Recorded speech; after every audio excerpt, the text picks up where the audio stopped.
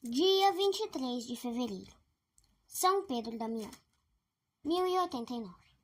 São Pedro Damião, cardeal e doutor da Igreja, nasceu pelos fins do ano de 1006, ou em começo de 1007, em Ravenna. Com receio de ser parcelada demais a fortuna da família, em virtude da prole numerosa, a mãe expô-lo, retomando-o pouco depois. Pedro perdeu os pais muito cedo e ficou debaixo das ordens do irmão mais velho, que o tratava com muita dureza e sem a menor caridade. Tendo 10 anos, a sorte de Pedro melhorou. Um outro irmão, Damião, que era arcipreste em Ravenna, recebeu-o em casa, introduzindo-o no estudo das ciências, e foi para ele um pai carinhoso. Para mostrar-lhe gratidão, Pedro adotou o cognome de Damião. Durante alguns anos, teve por professores esse irmão e um outro sacerdote. Mais tarde, continuou os estudos em Faenza e Parma. Nesta última cidade, depois em Ravenna, exerceu o cargo de professor.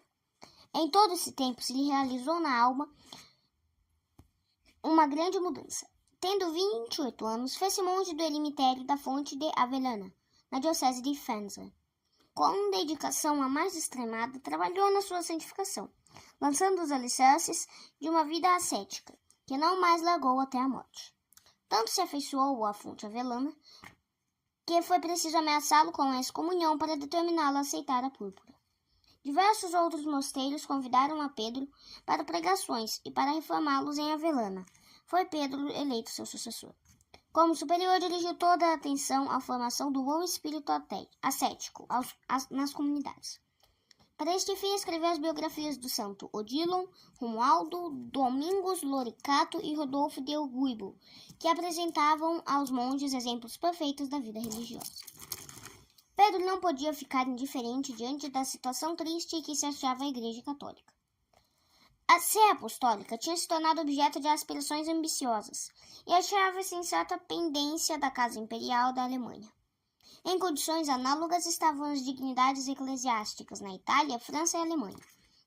Os prepotentes da política vendiam-nas a troco de dinheiro ou davam-nas às suas criaturas. Grande parte do clero tinha se esquecido da sua alta missão. Estava entregue ao vício da simonia ou nicolaítismo. O povo cristão estava sem guias e o espírito da impiedade alastrava-se cada vez mais.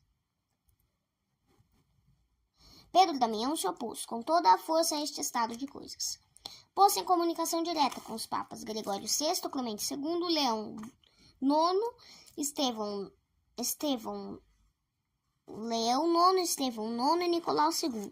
Conseguiu que se abrisse forte campanha contra os dois abusos, que tanto prejudicavam a obra de Cristo na Terra.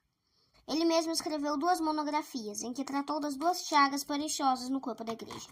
A segunda publicação, contra o nicolaitismo, criou-lhe muitos adversários, por causa do assunto e do modo franco e enérgico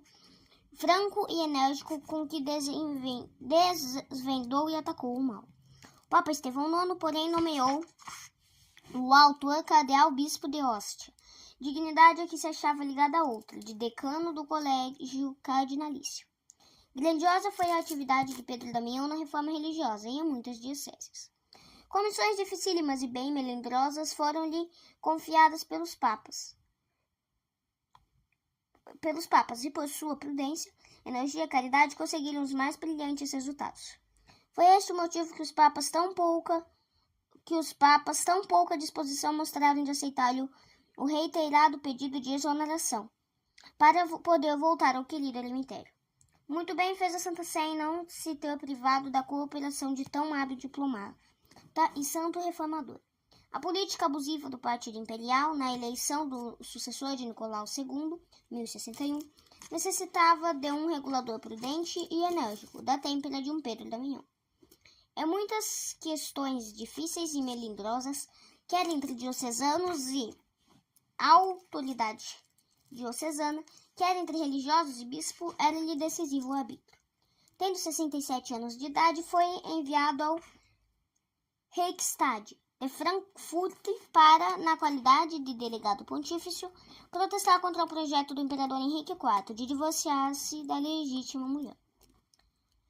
O arcebispo de Ravenna tinha incorrido na excomunhão e morrido sem absolvição. Reinava na cidade forte animosidade contra Roma. Pedro e Damião acalmou os espíritos e restabeleceu a paz. Foi esta a última obra do santo na sua vida. Ansioso por procurar o merecido descanso em Fonte Avelana, morreu na viagem, em Fenza, no ano de 1089, tendo 83 anos de idade. São Pedro Damião é numerado entre as figuras mais eminentes de todos os tempos. Foi grande como sábio, religioso, sacerdote cardeal. Admiráveis e fora do comum eram os conhecimentos, principalmente na jurisprudência. Admirável era a franqueza apostólica com que profligava os vícios do tempo. Admirável a austeridade e santidade de sua vida. Admiráveis, enfim, a dedicação incondicional ao Santo Seio, o entusiasmo e atividade pela prosperidade da Igreja. O corpo do grande santo descansa na Igreja dos Cistercienses, em Fenza. Leão XII deu a São Pedro o título honroso de doutor da Igreja. Primeiro, reflexões. Por que não pensas mais seriamente no negócio de tua salvação? Costumava São Pedro perguntar-se a si mesmo. A mesma pergunta devíamos dirigir a nós, sendo a salvação da nossa alma o que mais nos devia interessar. Salva a alma, tudo está bem. Perdida a alma, tudo está perdido. Muitos há, e estes pertencem à maioria que põe esta questão em último plano, considerando-a mais insignificante de todas as outras e a menos importante. Jesus Cristo pensa diferentemente. Marta, Marta, disse-lhe a mãe de Maria, estás te preocupando com muitas coisas quando uma só é necessária. Lucas capítulo 10, versículo 41. A salvação da alma é de todos os negócios o mais importante. É o negócio dos negócios. Por isso merece a nossa maior atenção, o máximo cuidado de nossa parte. 2. A vida é curta e seu curso veloz, diz a Sagrada Escritura. Se a vida é curta e sua passagem rápida, cumpre aproveitá-la para não perder nenhum dia, nenhuma hora. O tempo que se perdeu, perdido está para sempre. Uma eternidade não nos pode restituir o que no tempo perdemos. Perdido uma vez o tempo que Deus, na sua bondade, nos concedeu, para fazermos penitência e trabalhar para a nossa salvação, nunca mais o recuperaremos. São Boaventura.